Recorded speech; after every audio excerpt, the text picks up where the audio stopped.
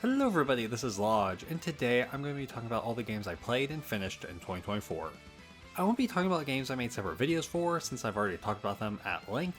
Let me know what games you played this year and let's get into the list. I got the Super Mario RPG remake over the new year, and honestly once I started it, I couldn't put it down until I beat it. Playing it on handheld mode felt so good, and it was fun to breeze through this game. The remake also looks amazing, and I think the music is a pretty good upgrade all things considering.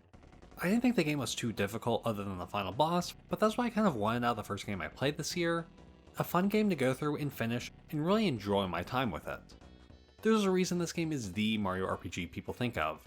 It's a classic and I highly recommend it. I really love Doom Eternal, and the second part of the Ancient Gods DLC just cemented that for me. I mean, what's more to say other than more Doom Eternal? I really liked going into hell to fight a giant epic battle, it's all just so cool. Hopefully Doom the Dark Ages is similar to this one. I got around to finally playing Dragon Quest III, no, not the HD2D remake, the original. I played 1 and 2 last year, and while waiting for 3 to get some sort of announcement for the remake, I beat it. And it turns out a couple weeks after I beat it, they gave a release date for the remake, so you're welcome.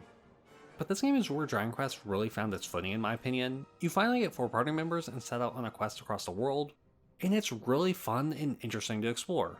The story isn't anything to write home about, but I still really enjoyed seeing what would happen next.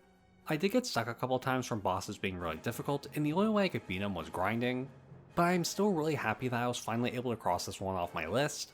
Now to think about which Dragon Quest game I should play next. With Gears of War getting a new entry with E-Day coming out next year, I thought it was finally time for me to give this series a shot. So I played the original 360 game. I knew practically nothing about the series, but I can see why it's so beloved. While playing, I kept getting really similar vibes to Halo Reach, with how humanity is fighting a devastating war against an alien force. The gameplay was really fun, if a little difficult, but whenever you're able to persevere past an enemy, it felt so good.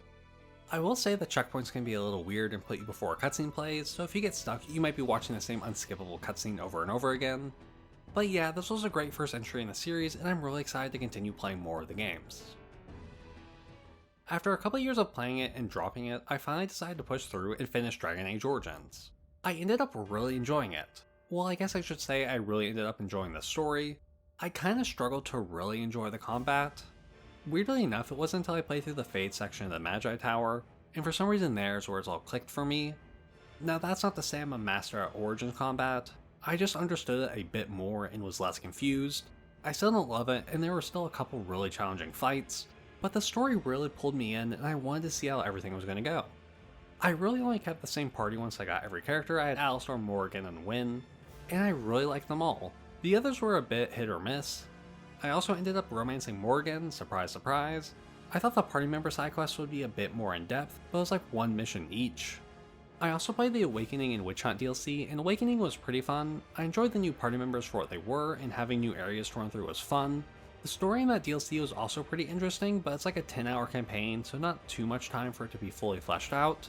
The Witch Hunt DLC was super short and ran through the last dungeon of the Awakening DLC, but since I romanced Morrigan, I still enjoyed going through it and walking through that portal with her. It was kind of funny since I was playing it on the 360, the game would load into the Fade for half a second with my Grey Warden and Morrigan there, and then just go to the credits. It felt really anticlimactic, but I still enjoyed it since my Grey Warden and Morrigan were together. I honestly didn't have super high hopes for Dragon Age 2. I had heard that it was a disappointment from all Origin fans, however I had the exact opposite experience. I loved this game so much. All the party members were great except for Anders, with my party being Meryl, Isabel, and Aveline. It was also really hard to decide who to romance between Meryl and Isabel, but I decided to go with Isabel. I know one of the main complaints for this game is that it all takes place in one city and its surrounding areas, but I also think that it's one of the game's strong suits, as you get to see how the city changes throughout the game. The side quests are all so fun, and if you play the game for yourself, I 100% recommend you do as many as you can. I won't talk about this game too much since I made a whole video a couple months about my favorite quests in the game, so if you want to hear more, go check out that video. Final Fantasy VII Rebirth was my most anticipated game that came out this year, and I was so excited to play through it. However, it took me forever to actually finish it. This is kind of my fault because I went into it wanting to do everything I could, and that led to me being really burned out. I would get to the open world sections and just not feel like playing it at all. but when the game was more linear and the story was there, I loved it so much. So while I do have some issues with this game, I still came out of it really loving it, even if it did take me forever to get through it. Also in Remake I didn't mind too many of the additions they made, but there were a couple of dungeons in Rebirth that I think could have been cut or dramatically shortened to make this game even better. Shinder Mansion, I'm looking at you. But yeah, I still really enjoyed my time with it all, and I'm really excited to see how the trilogy wraps up. Also, Sephiroth, Aerith, and Tifa make this game so enjoyable to go through. I was finally able to return to Liberal with Trails in the Sky SC. I really enjoyed the first game and was really excited to see how the story continued after the cliffhanger in the first game. I have to say that this game was so good from start to finish. The story does take a little bit to really get going, but once it does, it's so good. All the party members return and there are even so many new characters. This game is also twice as long as the first one, but it's just so good. Also, this game cemented Estelle as one of my favorite protagonists of all time. She's so good in this game. Now to play through the final Sky game before the remake comes out. I decided to play through Fire Emblem The Blazing Blade on kind of a whim. There were some others that I've been willing to play, but something about it having Lyn in it really grabbed me. I've played a couple of Fire Emblem games in the past, but this is my first one that didn't have a casual mode, so it made it really difficult to make sure everyone got past each battle. Though I kind of played it in casual mode by just resetting it if a character died. I know, I should have just lived with my decisions, but I didn't want to. Though with all the characters still being alive, it did make it a little difficult to choose who to bring into each map. This game is just really fun and it feels a little more condensed compared to the newer games, but I still really like that it takes you from battle to battle with story in between. I've been really craving a Fire Emblem game and I just had such an enjoyable time with this game.